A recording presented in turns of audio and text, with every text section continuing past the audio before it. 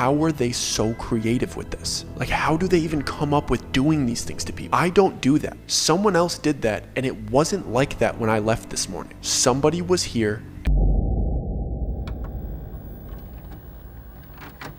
Today's video is sponsored by Factor, the ultimate solution to streamline your fitness goals. Just training from home isn't enough. You gotta keep your nutrition on point as well. And I don't want you guys compromising on health or flavor. I want you guys exercising, I want you guys eating right. But I understand you're busy, I understand everybody's busy. Sometimes we just need some help, and that's where Factor comes in. See, with Factor, every single meal is a carefully curated masterpiece, crafted by a team of expert chefs and approved by dietitians to make sure everything is on point. So don't waste your time with boring meal prep. Factor meals arrive fresh, not frozen. And if you don't believe me, let's go make one. Look how easy this is. Remove this, place on this, and then put in this for 7 minutes. And then like 4 more after you stir it up. And just like that, you're back on the bike eating fresh, healthy meals. Damn, that's actually really good. Anyway. I'm like astonished with how good this is. This is so good.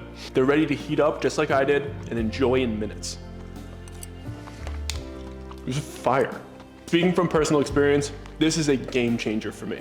As you can see, I like to have my gym at home. I like to cook at home, but if I don't have time to cook at home, I like to order Factor. I just want to maintain consistency in my workouts and my diet. Factor makes that possible for me. Whether I'm rushing between editing or shooting, or trying to drop a new story for you guys, Factor is a staple in my life and helps me work more efficiently. You could do both. You could be productive and eat healthy with Factor. Visit factor75.com or click the link below or scan the QR code on this video. And make sure you use Dougie50 at checkout for an exclusive 50% off your first box, along with free wellness shots for life. Let me show you the wellness shots. Poof, wellness shots without missing a stride. I didn't even get off the bike. That's how convenient Factor is. At factor75.com using code Dougie50.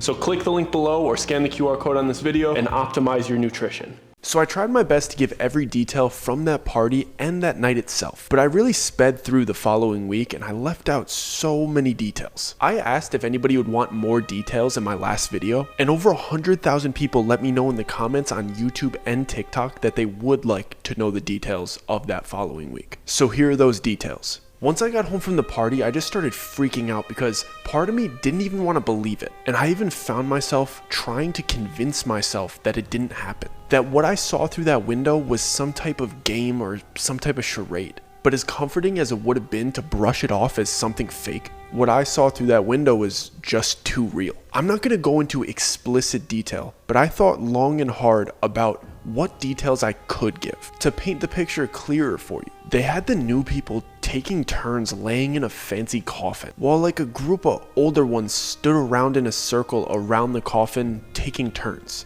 And they were doing whatever they pleased to the newcomer on camera like it was some type of humiliation ritual, while all of the others stood around that big circle cheering or just chatting while they were being served drinks by very new people, if you know what I'm saying. And it really seemed like everything that they were doing was for the cameras. Like the purpose of this room was to get footage from newcomers that was so graphically heinous that if it was released to the public, they would never even be able to explain it. And the public humiliation would be too severe to ever recover their career or their life. And the people that were serving drinks in that room weren't the same people that were serving drinks in the other rooms. It was as if they were saving these extremely new servers for this room and beyond. That's all I'm going to say about that, and now I'm going to move on to the week after. I was not expecting that night to go like that, and I never would have had Joe come visit me under those circumstances. Me and Joe had planned that visit for weeks, and I had been so excited to see him and to show him around LA. We had this whole fun itinerary planned, and I was almost using this trip as an excuse to have a staycation. I'm not the type of person to not have my stuff together when somebody's coming to visit me. I even hate the thought of bringing somebody all the way across the country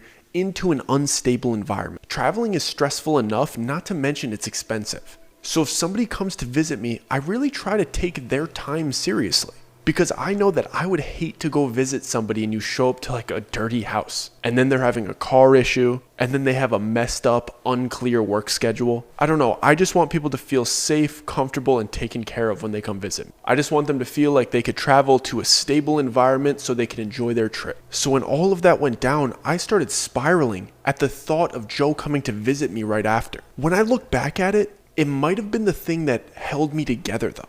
I was trying hard to stay calm, think rationally, and not scare Joe. That I actually kind of convinced myself that I was okay. I might have let my paranoia get the best of me if I hadn't felt responsible for Joe's safety. And I might have done something stupid and irrational. It also might have helped because I was constantly on the move the entire time he was there. Just going from tourist attraction to tourist attraction. And everywhere we went, we were just constantly surrounded by masses of people.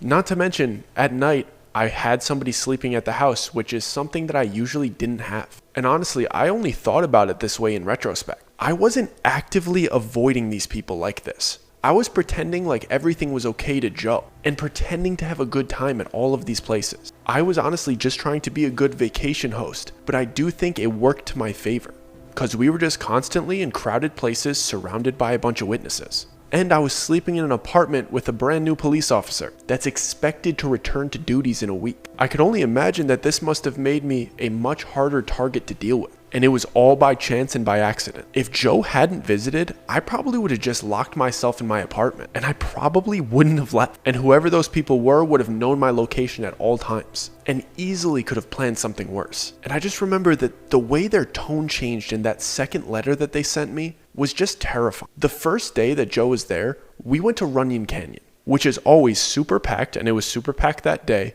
And right after we did Runyon Canyon, we went and got lunch at a very busy Korean barbecue spot. So we just went from Runyon Canyon to West Hollywood, two very crowded places. Then after we ate, we wanted to walk it off, so we went and walked down the Hollywood Walk of Fame, which is probably the most crowded street in all of LA. It's probably the dirtiest too. So there was virtually no opportunity to confront me that day without hundreds of witnesses. This must have been frustrating for them, and it showed in the letter. Saying that what I did was the worst mistake I ever made, and that the curiosity killed the cat, that isn't just slightly threatening. That's a threat laced with anger. It's very clear to me now that they were trying to scare me into doing something stupid. But luckily, I just kept moving. I still to this day do not know how they overheard me and Joe talking about getting half and half, when we were just chatting about half and half for our coffees the next morning.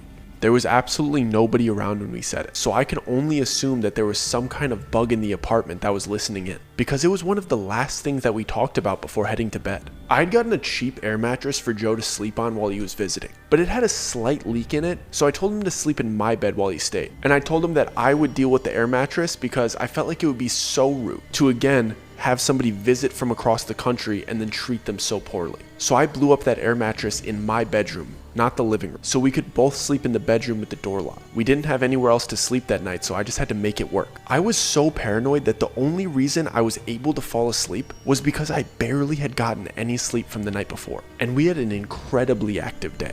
I passed out due to exhaustion and fatigue, not due to relaxation. And when I had finally woken up and Joe had implied that I had gotten up early to go get half and half, my paranoia went back to 1000. And he was already in the process of making himself a pot of coffee. And I still didn't want to scare him, so I just went along with it. And for that couple minutes, I was just staring at the half and half on the table. And I was just trying to understand, trying to wrap my head around how it could have gotten here. Because I knew for sure that I didn't buy it. I know that we joked about not having it last night, and right there it hit me that somebody had been in our apartment the night before. But still, for some reason, I just couldn't get myself to tell Joe. So I just twisted and said, yo, you're on vacation, let's go get a special coffee from a shop nearby. It felt so crazy being so scared of a bottle of creamer, but something in my gut just told me to not let Joe drink it. Even if it was just a subliminal threat to let me know that they were listening to every single word that I said, it still wasn't worth the risk of potentially getting poisoned or drugged. And in hindsight, I just think it was a way for them to tell me that they were listening and to let me know that they would be aware if I told Joe anything that I saw. I didn't think it was a bottle of poison, but I just couldn't take that risk. This made me even more apprehensive to fill Joe in. And the threat that they did worked. I played off the weird half and half, and I just went on playing tour guide. And we went a couple blocks away from the apartment just to a nice coffee shop, and something a little bit odd happened. to this day, I don't really know if it was another threat or if it was a complete coincidence. But me and Joe were just waiting in a long line because this was a popular coffee shop. And two girls were behind us talking, pretty loud, which obviously isn't uncommon because they just seemed like they were having a good time at first. But I couldn't help but to eavesdrop a little bit on their conversation because for a second, Joe was just looking at the menu and I had just a moment of time to listen in instead of having to converse. And I swear to you, these two girls were having the exact same conversation that me and Joe did the night prior about the half and half. And I'm not talking about the concept, like who doesn't have half and half, haha, funny. I mean, they said the exact same 5 sentences back and forth to each other as me and Joe did the night before. I'm talking verbatim. They did it verbatim with the exact same cadence, enunciation, and emphasis on specific words, mimicking our banter style to a T. And Joe even noticed it because he was eavesdropping a bit too, and nudged me after they finished the banter and he was just laughing a bit. He found the coincidence funny and he apparently found one of the girls cute. So he turned around and started chatting them up. And he basically just said to them, I just told him the same thing yesterday, pointing at me. And he just gave kind of like a warm, friendly laugh, opening up conversation with these girls, just to see if they were open to chat with us, maybe have some banter with us. And this is why I'm not positive it was a threat. These girls were so nice to us, and they didn't come off as threatening or standoffish. But something just didn't feel right about how precise their delivery was. Especially when I knew that somebody planted that half and half the night before. So I probably just looked like the most insecure, anxious guy in the world, while Joe is just chatting these girls up. And I'm just looking like the real introvert in the friendship because Joe has vacation energy. He's just talking with these girls and I'm just standing there not saying a word. I'm just anxiously standing there trying to read their body language. And I'm just trying to pick up any potentially venomous tones in their voice. And they really didn't give me any sign of foul play, except for hearing them mimic us verbatim. And then eventually, of course, it was our turn to order drinks, so the conversation broke off. We ordered and then it was their turn, and apparently they had ordered ahead online. And they just grabbed their pre-made drinks and they left before us. And that felt slightly off to me because usually people that order online just skip the line. And they usually will just go pick up their order on the other end. But these girls decided to wait in line behind us. Again, I'm not sure about this one, but that just felt off to me. And after we had our coffee, we had our entire day planned. We were gonna go see a movie first because it was gonna be gloomy outside until the afternoon. So we might as well spend today doing an indoor activity. Then we were gonna head to Santa Monica Pier and Beach for the day. So we leave the coffee shop and we start heading back to the car. And I just can't relax and I'm just looking around everywhere we go. And I'm just looking for any suspicious activity from anyone. I was out there looking at grandma's weird at this point. I didn't feel like I could trust anybody but Joe. Every thought that I would have would just be so intrusive. And the intrusive thought would just start to spiral into an even worse thought. And I look down the wrong aisle of cars in the lot and my stomach drops because I just think right away, oh, somebody stole my car. They must have stolen it. They must have took it just to keep me stranded and vulnerable. But then I just hear Joe calmly say, yo, it's this aisle over here, Doug. And then I just start to feel so bad because Joe doesn't have any idea about my internal panic. And I could tell that he's starting to sense that something is off by a couple of looks that he was shooting me. But when it's just me and him, I'm doing a really good job of just playing it off. But when it comes to interactions with new people or just strangers in general, he must know that something's off. Because I'm not an introvert. I'm usually really chatty. And I have absolutely no issues talking to strangers. Not to mention, I don't usually visibly panic if I don't find my car right away. So anyway, once Joe points out where the car is, I compose myself. We were headed to the movies at AMC Broadway near Santa Monica. So we would be close to the Santa Monica Pier already so we could walk around there after. Once we get up to the car, I get a little bit of relief once I get in and the doors are locked. Until I turn my key and I notice something a little bit unusual. The left turn signal was on and blinking, as if I had turned it on right before I had parked the car and turned it off. So my head starts spinning, thinking about what direction I came in when we came into the parking lot originally. I'm just thinking, did I turn left into the lot or did I turn left coming into this spot? And I come to the conclusion that I 100% turned right coming into this lot. And I definitely turned right into the spot as I parked. So the only thing that would make sense is if I hit the turn signal down as I was getting out of the car, which is absolutely possible. And I've probably done it before, I just thought nothing of it. So I just calm myself again and I just do my best to act okay while I'm just slowly getting us to Santa Monica through that traffic. And again, we just so happened to be in an extremely busy area. And we were going to go see a movie on a Tuesday, which is a notoriously busy day because the movie theaters run discounts on Tuesdays, which again is a great place to be surrounded by potential witnesses. And I made sure that when we got there in that parking lot, as I got out, I looked back in and I made sure that my blinker was not on before turning off the car and closing the door. And I just made a mental note, 100% that blinker is not on. And we go in and we go watch this movie called War Dogs that stars Jonah Hill and Miles Teller. And it's just about these two dudes that get rich off gun running. It's one of my favorite movies if you haven't seen it. But it had this theme to it about not taking crap from anybody. There's a tone to that movie that just makes you want to take control of your own life and just fight back against anybody that's trying to mistreat you. And as corny as this sounds, I really needed that at the time. I felt like a total victim up until that point. But the way that they portrayed the main character's friendship and how they handled people trying to screw them over and mess with them was a little mindset change that I needed. I wasn't alone out here. My best friend was with me, and for a minute there walking out of that movie theater, I felt ready to fight back or to straight up confront somebody that was trying to mess with me. But that is until we got back to the car. I really, truthfully felt better for a moment, and I was just riding off the energy of that movie. And then I just turned the keys of my ignition, and I see that left turning signal just blinking in my face, like it was mocking me. This was an old beat up car, but I swear the turning signal had not randomly turned on until this day. And it happened twice, even after I made a complete mental note of it for the movie. And this thing is right in front of my face, blinking back on, like somebody was trying to let me know that they were going everywhere with us today. And if we leave our car unattended, they can access it at any time. And I frantically turn the blinker off, and then I whip my head around to see if somebody's hiding in the back seat. And when I see that nobody's back there and the back seat is clear, then I start just peering into every single car in the parking lot. And I'm just trying to see if anybody's watching us, see if there's anybody for me to confront, just see if anybody's lurking around us following. But it just looks like a bunch of regular people doing regular people things. This instance in particular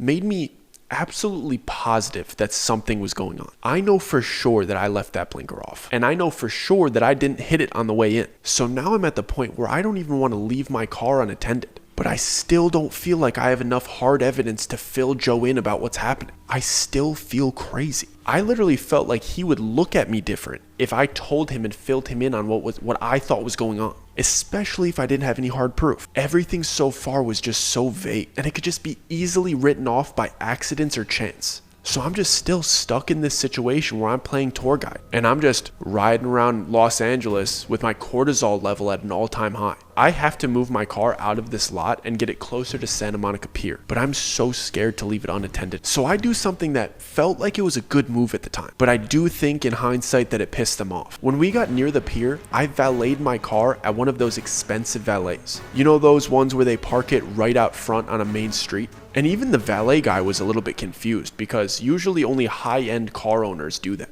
And my car was a piece of rolling garbage. And Joe was really confused too because it made no sense for me to spend that much money on a valet when neither of us mind walking. And I just played it off as like some kind of joke, just saying, yo, we're balling out while you're in town. And then I justified it after by complaining about how hard it is to find parking over here. And it seemed to work, and we eventually got into the pier and we just spent our entire day there. We were just messing around in the arcade, and we were just chilling on the beach, grabbing lunch nearby, just killing time at Santa Monica. We were there for hours, literally the entire day. As long as the sun was up, we just stayed at Santa Monica. Again, by chance, I spent the day in massive crowds of people, surrounded by thousands of witnesses in public. And I keep stressing that because I didn't realize how smart it was to do that until way after. And the day was pretty fun for what it was, even with the undertone of paranoia. And it was even better when we got back to our car at the valet and it was not touched. No blinker on, nothing. Because it was basically being guarded by the valet with tons of witnesses around. Nobody would have the privacy to break into it out there. And I felt a little bit of relief because I felt like I fought back a little bit with that. The only issue was that fighting back costed me money. And there's no way that I could do that everywhere I went. And I probably couldn't even do it again this week if I wanted any money to have to do activities with Joe. So that moment of relief and that moment of victory was fleeting, and my mind just started spiraling on my way home. I was so nervous to go back to that building or potentially bump into somebody that knew that I went to that party, or even bump into David. I didn't want to be around anybody but Joe. I was also so scared of what I was gonna come home to. I know that they came in the night before to drop off some half and half, but are they going to do something worse after I was gone all day? Is my apartment going to be trashed and destroyed? Are they going to come back tonight? But with all of this going through my mind, I still need to keep Joe distracted and entertained. I just need to keep conversation with him, and I need to act like I'm okay. And then I start to think about if it's not right for me to keep Joe in the dark. And I start to consider if I should fill him in, but I ultimately decide against it at that time. And it was just out of fear of looking like I'm a paranoid schizophrenic having an episode. Like, what am I gonna say? The half and half teleported into the fridge? My left blinker is threatening me? Those two girls at the coffee shop were spies? There was literally no good way for me to explain it and say it, so I decided to hold off. Part of me almost wanted my apartment to be torn apart, so I could actually have some hard evidence to show him, and I could finally get some emotional support. And we pull up to the apartment complex, and I'm just scoping out the lobby as we start walking in. And I'm just looking for any potential interaction I might need to have. But I don't see anybody I recognize or anybody that's going to talk to me in this immediate moment. And we get all the way through the lobby and into the elevator. And I'm so happy that we got through that lobby without any friction. But right as the elevator door is about to close, somebody sticks their hand in it to keep it open. And my heart jumps because I was so excited for a silent elevator ride in peace. And I'm so scared that it's going to be somebody that I saw at the party. But I quickly realize who it actually is. It was that very kind friend that warned me about the party before I went to it. And he would usually greet me with a really warm smile and probably some jokes. But he had a look on his face that I've never seen. He walked onto the elevator and just greeted me very plainly, almost as if he didn't know me. And I was just going over so many things in my head to say to him. But then I realized that he wasn't being mean to me. He looked disappointed in me. He knew that I went to that party, and he must have assumed that I went through with it. And I had to say something to him because the disappointment on his face was hurting my heart. But he wasn't looking at me, so I just gave him a slight nudge. And I just said, I didn't do it. I left before they did it. And he looked at me with his eyes wide, and they were a little bit watery, but the disappointment was gone. But as quickly as the disappointment left his eyes, concern entered his eyes. And as he was leaving his elevator on his floor, he said, I'm very happy for you, but they probably aren't. The elevator doors closed in between us, and I know that he's right, and he actually understands what I'm going through. But Joe's a little bit confused with that interaction, and I still decide to keep him in the dark for some reason. And I just say that some of the other guys in the building played a prank on him, and he didn't really like it, and that just happened the other day. And I just brush it off as content stuff that doesn't matter. I see that over 90% of the people that are watching these videos on a weekly basis aren't subscribed to the channel. It would mean the world to me if you would subscribe and hit the notification bell. I'm trying to get to 1 million subscribers as soon as I possibly can. And I know you guys are watching and enjoying the videos. So please just hit subscribe and hit the notification bell, and I'll continue making videos that you love and enjoy. And please like and comment. Enjoy the show. The elevator just keeps going up, and it finally gets to our floor and the doors open. And I start to just get this intense sense of despair. Like, I almost feel like we might be walking into some kind of trap. I feel like my apartment might be torn to shreds when we get there. And I'm gonna have to figure out some way how I'm gonna explain this to Joe. Or even worse, somebody's gonna be waiting for us in the apartment, waiting to threaten me. I just have fight or flight flowing through my veins, and my heart is like beating out of my chest as I'm slowly opening the door. And I just start swinging the door open slowly, and I'm just peeking through the side to try to see if somebody's waiting in there. I don't know if somebody's gonna be in there like ready to attack me.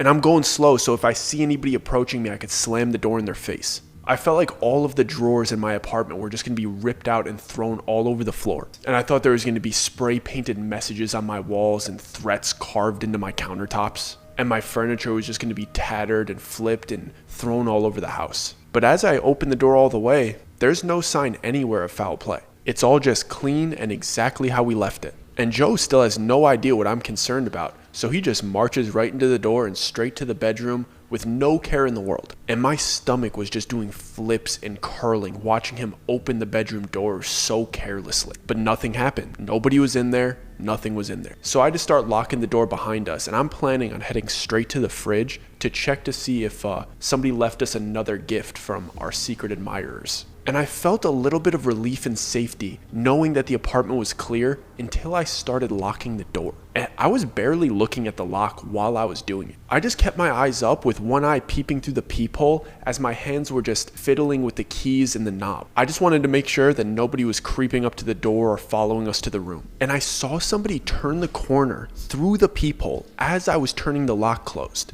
And I immediately started to panic. But not because of the person that I saw down the hallway through the peephole, That lady is my sweet neighbor. I was panicking because the same moment I saw this person through my peephole, I felt an oddity on my lock. I was able to close my lock without looking at it because I had gotten so used to the feel of it. I would always brush my fingers over the top of the lock to feel where it was. My lock had a small nub on the front of it, and I'd brush my fingers over it every day to find it, like I was reading Braille, and then I'd turn it. But when I brushed my finger over it today while I was peeping through the peephole, the second I saw the lady, I didn't feel that nub. I felt that it was smooth. There was no small bump on it. It felt brand new. So I turned my attention towards the lock instead of the peephole, and I get a better look at it, and I'm right. This is a brand new lock and doorknob, like somebody had replaced it while we were gone for the day. And then my mind starts flooding with questions and doubts. Because I had requested to get this thing fixed because the lock always jams. It never locks smoothly. I would always have to mess with it and jiggle it closed. But I had asked for it to be fixed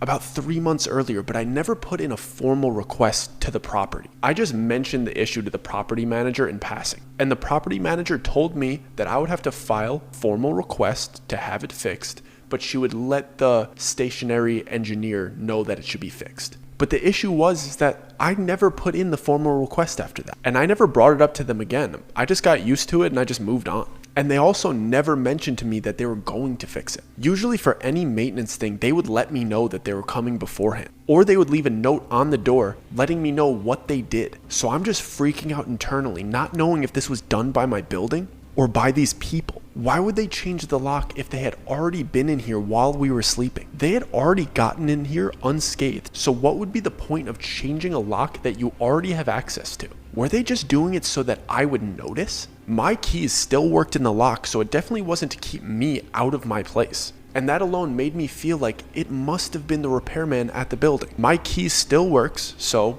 it must still be the building. And I'm just in my head shuffling around these questions, trying to calm myself down with logical answers. There's no way they replaced my doorknob and lock just so that I would notice that they were here. Like, how would they know that I feel the nub on the lock before closing it? That's only something that I would know. They could have noticed that the lock would jam and that I would have noticed that, but how would they know about the nub? But then my mind just starts spiraling to something else. Maybe they fixed the lock that would jam so they could more efficiently come in and out of my apartment and not have to worry about the lock jamming and me waking up. Maybe they didn't anticipate that I would notice that the nub was gone. Clearly, my mind was in a horrible, fear-filled place at this point. I was just tormenting myself by trying to dissect something that could so easily just have been the property manager fixing something for me.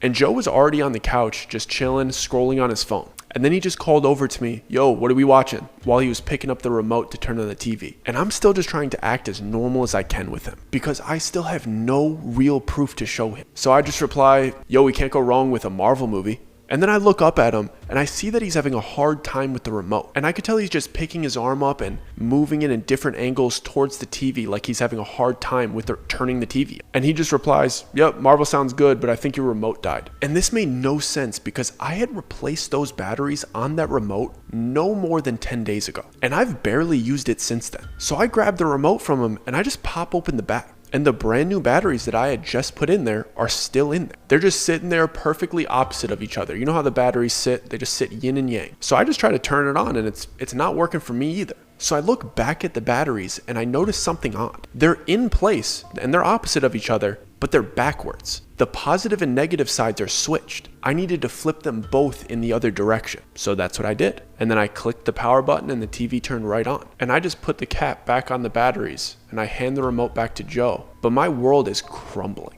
because I know for sure that I put those batteries in properly. Listen, I know it. And I used that remote a couple times since then. And I checked to make sure they worked right after I replaced them. And I just know it's these people now. It just has to be. The doorknob is one thing. That could be a property manager. But the batteries being flipped right after I replaced them, that's a completely different story. That's a different thing. And those are two things that only I could possibly notice. How would I be able to explain that to somebody? It would be so easy to just say, there was probably a maintenance guy here fixing your lock. And maybe he flipped your batteries as a prank. Or maybe he accidentally dropped the remote and just put the batteries back in wrong. It would just be so easy to dismiss the things that I'm noticing. And it would be so easy to call me crazy. And I have literally no proof whatsoever to back up my claims. Just little small things that I'm noticing. So I tell Joe that I'm gonna go change. But what I'm really doing is going to see if other battery power items are flipped too. And I go into my room and the first thing that I see is that my alarm clock is off. I had one of those alarm clocks that you plug into the wall, but they have the battery option too, just in case your alarm clock gets unplugged. It has a backup charge overnight so you don't miss an alarm. So I run up to it and I peek behind my nightstand to see if it's unplugged. And it was unplugged, but it wasn't unplugged fully. It looks like somebody pulled it out just enough and to the left a little bit, so one of the prongs was fully out, as if somebody could have like bumped the nightstand and it just yanked it out just a little bit. And this plug was just out just enough for it to be off. And I know there's batteries in the alarm clock too, but I always had it plugged in, so I've never relied on those batteries. But it was off. And I peel the back of the alarm clock off, and I look at those batteries and I inspect the positive and negative sign. And again, these batteries are flipped in the opposite way. But still, I don't have proof. I put these batteries in this alarm clock probably over a year ago, and the plug doesn't look like it's yanked out of the wall. It looks like it was accidentally pulled too far. There's no proof here. So I just start searching for another item that has batteries. I don't have any more in my room, so I just go to my bathroom. And I know that I have an electric razor. And I'm just trying to be as discreet as possible, not make a scene in front of Joe. So I just call to him and I just go, yo, I'm gonna use the bathroom real quick. I'll be right out. And I close the bathroom door behind me and I just pick up my electric razor and I'm just looking at it. I didn't even want to flip this switch on. I didn't even want to know. I just wanted all of this weirdness to stop. I just wanted to go home, or at least have something that I could tell Joe. And I'm just staring at this power button for like 30 seconds and I'm just praying that when I flip this up, it turns on and everything else was just a coincidence. And I'm just yelling at myself in my head to just flip the switch, just turn it on, just get to the bottom of this. It's going to turn on. Nobody's messing with you. I just gotta turn it on. Because if this one doesn't turn on, I know that all of this has been on purpose. Because coincidences don't happen like this. If this thing doesn't turn on, then everything, including as far back as the girls at the coffee shop talking just like us verbatim, it's all been them. So I do it and I flip the switch and just silence. No buzz, it didn't turn on. And I just open the back and there they are, 2 batteries in there, flipped, mocking me. It's been them this whole time, I know for sure. They were here while we were out. And now I just start to think of things that they could have stolen or other things that they might have changed. Now I just want to start ripping my apartment apart to look for clues or evidence, just anything. Or even bugs hidden in lamps or just anything in general that I could show to Joe so he'll believe me.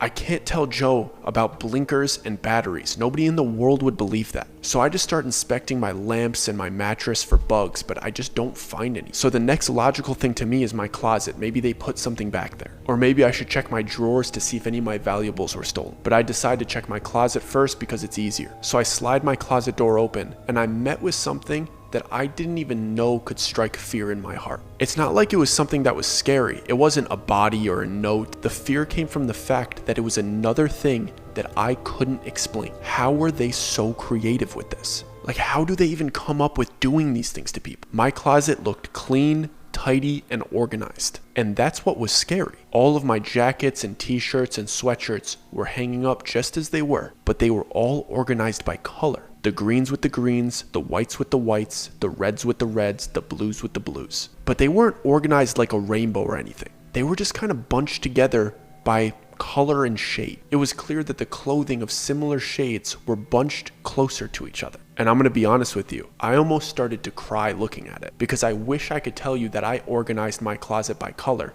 but I don't. I just hang stuff up. Like sometimes I'll try to hang jackets by jackets and t-shirts by t-shirts, but that's the extent to my organization. I don't do that. Someone else did that and it wasn't like that when I left this morning. Somebody was here and they organized my closet by color. But again, it wasn't so obvious. I don't have this big, massive wardrobe where you look at it and there's hundreds of pieces of clothing of major bright colors that if you align them by color, they look like a rainbow. My stuff is just normal. But when I looked at it, you could see that it was rearranged to shades of color and I didn't do that. It was subtle and it was different than I left it. And it was clearly done by color. Who are these people and where do they come up with this? I really thought I was going crazy at that point. I wasn't sure if something broke in my brain and I was permanently damaged. I was seriously considering if I had developed some type of mental illness that produces this level of paranoia and hallucinations. Whatever protocol they follow of harassing people, it works. They were just such subtle little things that would drive a person insane. I really broke at that moment, and I was just trying to think of ways that I could explain it to Joe. And I knew right then that I needed help, and I needed to figure out a way to tell him. But I just couldn't figure it out at that moment. I couldn't figure out how to break the ice of that conversation. The idea of having to bring it up and bursting Joe's bubble while he's on vacation was an absolute nightmare. So I just head back to the living room and I just ask him, "You want something to drink?" The previews were about to end and the movie was about to start. And I decided that I was going to spend this movie figuring out how I was going to break it to him. And I promised myself that I would say it right when the movie ended. And he just replies, "A water bottle would be nice." So I went to the kitchen and I just grabbed us a couple water bottles. I didn't even bother inspecting the fridge to see if there was any new gifts in there. I was just numb and broken and grabbed the water bottles and closed the fridge. And I always kept a flashlight on the counter, and as I was walking past it, I was just numb and broken, so I just grabbed it and flicked it on. Didn't turn on, flicked it off, put it down. I didn't even care that it didn't turn on. I didn't even check the batteries. I just knew that they were flipped. When I tell you I was mentally defeated at this point, they successfully got their point across to me. They were here, they were in my space, they were threatening me, and there was nothing I could do about it. So I just handed the water bottle to Joe and I just sat down for the movie. And we just watched Captain America's Civil War. And I loved that movie, but I definitely wasn't enjoying it this time around. It was actually really weird because the villain in that movie is named Zemo, and he basically spends the entire movie manipulating all of the Avengers to fight each other, just by planting small bits of evidence here and there that could create division and tension, just enough to create distrust between all of the Avengers. He just manipulates them all like they're puppets, and none of them have any idea who's doing it. They all just think it's each other, and the team begins to unravel. I literally felt like them. I felt like there was some anonymous man or organization that was planting little small things, little seeds of doubt all around me. So I would just lose trust in everything around me and eventually lash out. But Zemo had a motive. The Avengers basically killed his whole family. Like, it made sense why he was doing what he was doing. It made no sense why they would be going this far to torment me. I was just a kid. I didn't even know what to do with the kind of information that I had. Like, they scared me enough. And I probably would have kept it to myself if they showed up and threatened me once. I was so young. I was just scared. It wasn't hard to intimidate. But that movie didn't help my mental state. It just legitimized my concerns. Watching Zemo operate in that movie, just how slick and scheming he was, it made me feel like people were capable of things like this. They would put this much effort into doing subtle things to me in my private space to scare me and just let me know that they were here. And it just felt like I was so alone. I just desperately wanted to tell someone, but I had to wait until the movie was over, but I was going to do it. I was going to tell Joe. So I'm just sitting there pretending to be enjoying this movie, but internally I'm just counting down the seconds until it's over. And the second it ends, I get to tell Joe everything that's happening. And finally, the movie ends. And I just take a deep breath and I'm just getting ready to start my bizarre, unhinged tangent at Joe. And I look over to him and this man is dead asleep. Completely out cold, slouched in the corner of the couch asleep. So in my head, I'm like, guess I'm telling him in the morning. But I'm not gonna let him sleep out here by himself. If someone comes through that front door tonight, it's better that we're in the same room. So I go back into the bedroom to drag the air mattress into the living room because there isn't enough room on the couch for me to snuggle up with Joe. And as I'm walking over there, I start dreading this night's sleep in general. Not only because I'm as scared as I've ever been, but because this air mattress leaks air. It's not the worst leak in the world, but when you wake up in the morning, you're a couple inches sunken into it. You have to refill it every night, and I know that it was already sunken in when we left. And I know that I'm not about to turn on the machine that fills it while Joe's asleep. I wanted so bad to tell Joe, but something about telling him in the morning did seem better. I don't know why, I just felt like he might believe me more in the daylight. There's something about somebody telling you something late at night that just makes you feel more skeptical about it. But if I told him over coffee in the morning, he might take it more serious. And I almost thought that it would be better to do it in public just in case he thought I was absolutely crazy, so he could leave if he wants and he doesn't feel obligated to stay the night. But as I'm going over this in my head, I grab the air mattress to drag it over, and wouldn't you know it, it's completely inflated and full. It's firm and packed with air, as if somebody didn't sleep on it the night before with the little leak that it has. Like, how do they think of doing that? Do they really have that level of an understanding of human psychology to know that refilling a mattress that has a little leak in it and the person knows it has a little leak in it is worse than verbal threats? Where did they come up with this system to torment people? It's so creative and horrifying. But like I said, I was already defeated before this. I didn't even have a moment of panic at that time. I kind of just accepted it. I just accepted the fact that there was no way I was going to be able to explain this well. And the only thing that I could do was try.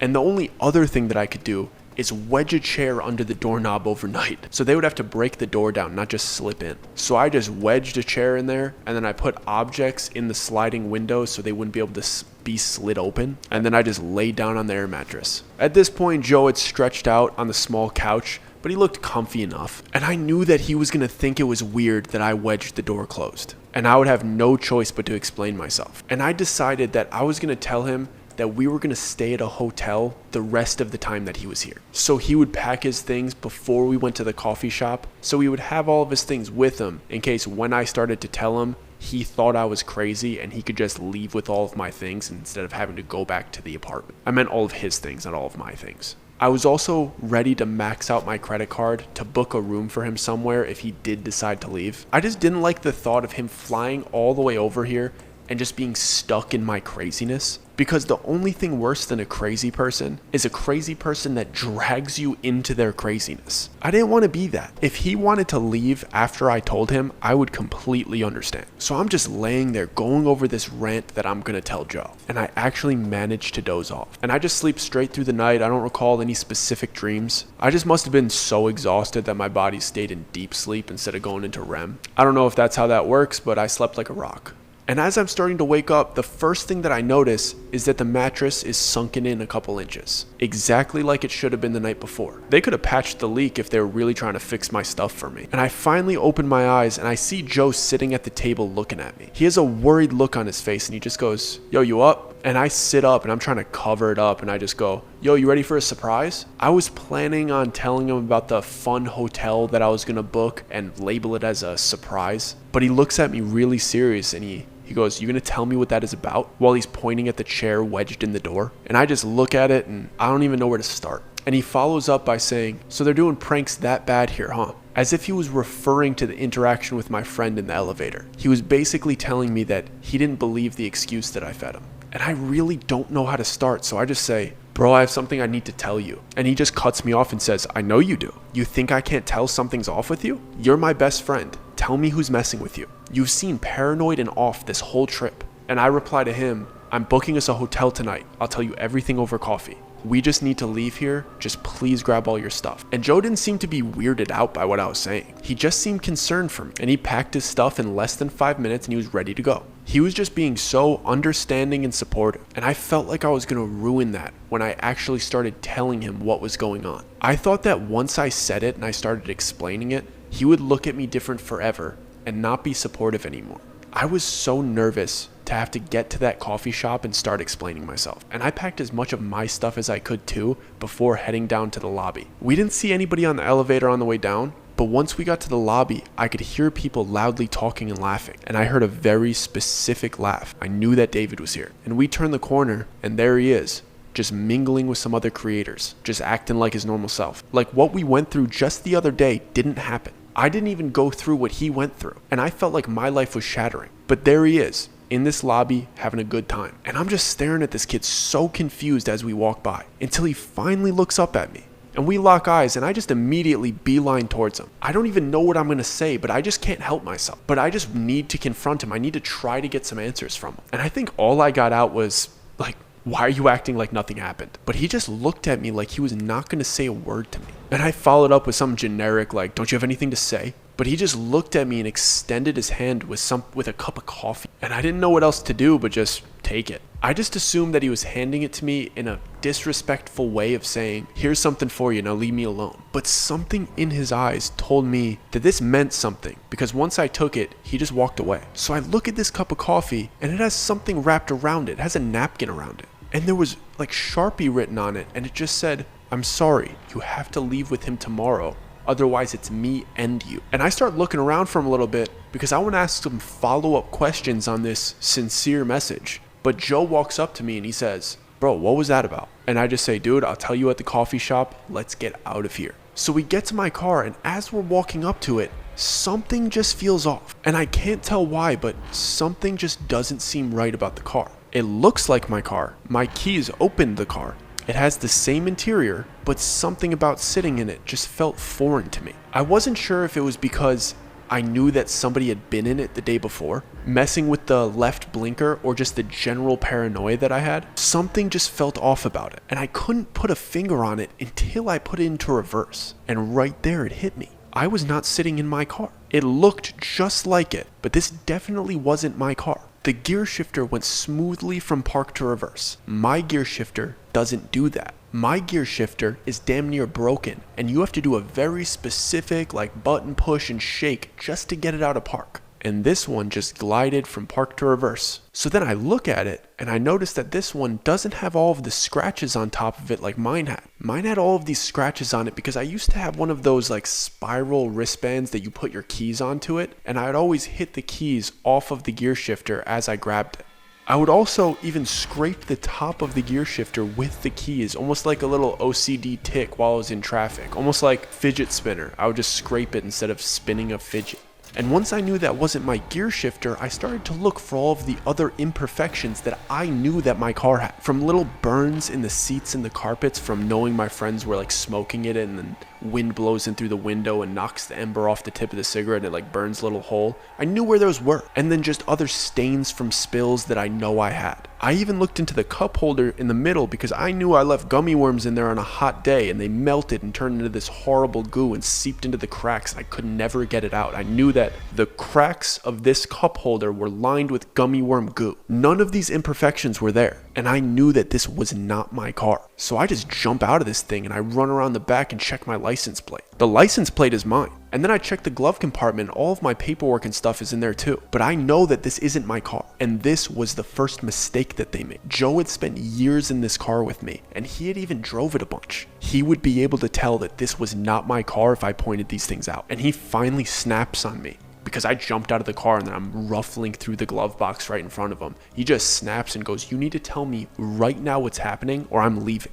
And I go, "I finally can. Look at the gear shifter. Look inside of the car. Do you notice anything different?" And he looks at me really confused, but then he gets out and he walks around to the driver's seat and gets in. And he moves the gear shifter from park to reverse and back and forth a few times. And then he goes, "Okay, so you fixed your crappy gear shifter after all these years. Why are you acting crazy and freaking out?" And I say, "Bro, I did not do that. I think they switched my car out." And Joe looks at me with the look that I was dreading. And he looks at me like I'm crazy for a second. And he just goes, "Who is they?" And that's when I started actually breaking down. And I just started begging him to believe me, and I started telling him that entire story that I told you guys about the party, and all of the threats and all of the things that I've been noticing while he was here. And then I showed him the note that David just gave me. And Joe was just sitting there listening intently. And I finally got done with my long, crazy sounding tangent, and he just said, "I believe you. I accidentally burned your door yesterday messing with the lighter, and I wasn't going to tell you about it. The burn in the little melted piece that I did yesterday isn't there. I believe you. Let's get out of here." And we decided to take the risk of taking this car that clearly was not mine all the way to Vegas. Yes, we were worried that they might have put a tracker in it or cut the brakes somehow. But we checked the brakes and we made sure that we had our hand on the emergency brake the entire ride. And when we got to Vegas, I took all of my paperwork out of the car and I took the plates off, and we just abandoned the car and I flew home. And I never went back there after that, and I haven't spoken to David since then. I made some mistakes and I left some details out of part 1, but I made sure I got everything in chronological order this time, and I made sure I made no mistakes. I think I made no mistakes in this one. And I tried to not rush it. I tried to just give you guys every detail. This was my entire experience with that part of the world. And it seems like they are all getting canceled and exposed in 2024. I believe that they are losing the power that they once had. And I'm not scared of them anymore because of all of the others coming out and exposing it. I will show any of the other items. Just let me know in the comments if you're still interested. Otherwise, I'll just move on with my life. I have some pictures and videos of myself in LA around that time period. Nothing crazy specific to the situation, but I had some other stuff if you're curious. If you guys have been liking this story, if you guys checked some of my other content, which I encourage you to do, and you like that style of content as well, please subscribe and hit the notification bell. I wasn't expecting everybody be so interested in this specific story. Posted it months ago. Happy you guys like it, but I would greatly appreciate if you guys watched some of my other work and supported the channel and helped an independent artist get after it, so I don't need to sell my soul to the horrible devilish hedonists. Appreciate you.